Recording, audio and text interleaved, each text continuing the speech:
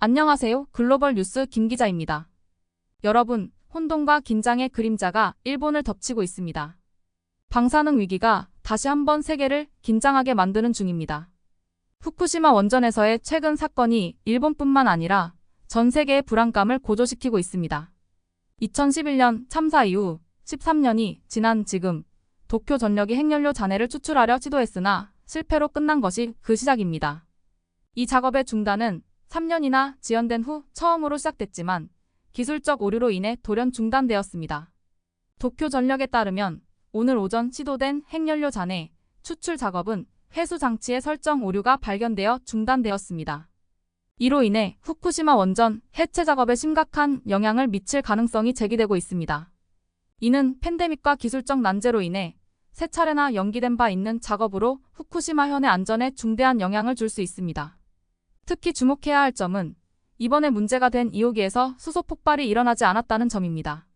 이로 인해 다른 원자로보다 상태가 비교적 명확하게 파악되었으며 약 2주 동안 몇 그램의 연료 파편을 회수하는 것이 목표였습니다. 하지만 이마저도 실현되지 못했습니다. 도쿄전력은 그리퍼 도구가 장착된 망원 장치를 사용하여 최대 3g의 파편을 회수하는 것을 목표로 했었습니다. 이 장치는 최대 22m까지 확장 가능하며 1차 격리 용기의 관통 지점을 통해 파편에 접근할 수 있습니다. 이번 시험 추출의 중단은 파편이 수집된 후 이바라키현의 시설로 운반되어 분석될 예정이었으나 이 계획에 차질이 빚어졌습니다. 추출 작업의 중단은 원자로의 방사능 누출 위험을 증가시키며 이로 인해 발생할 수 있는 방사능 사고의 치명성은 상상을 초월합니다. 일부 전문가들은 만약 방사능이 누출된다면 단 몇 분 내에 수많은 사람들이 사망할 수 있다고 경고하고 있습니다. 또한 후쿠시마 원전의 1, 2, 3호기에는 약 880톤의 연료 파편이 존재하는 것으로 알려져 있으며 이는 체르노빌 사고 이래 가장 심각한 원자력 재앙을 초래할 수 있는 잠재력을 가지고 있습니다. 후쿠시마 원전 사고 이후 일본 정부는 방사능 문제를 지속적으로 은폐하려 했다는 의혹을 받아왔습니다. 이번 핵연료 잔해 추출 중단 사건은 일본 정부가 원전 안정성 문제를 얼마나 심각하게 다루고 있는지에 대한 국제사회의 의구심을 더욱 깊게 만들었습니다. 특히 일본 후쿠시마 원전의 상황은 세계 최악의 원자력 사고 중 하나로 기록되어 있습니다.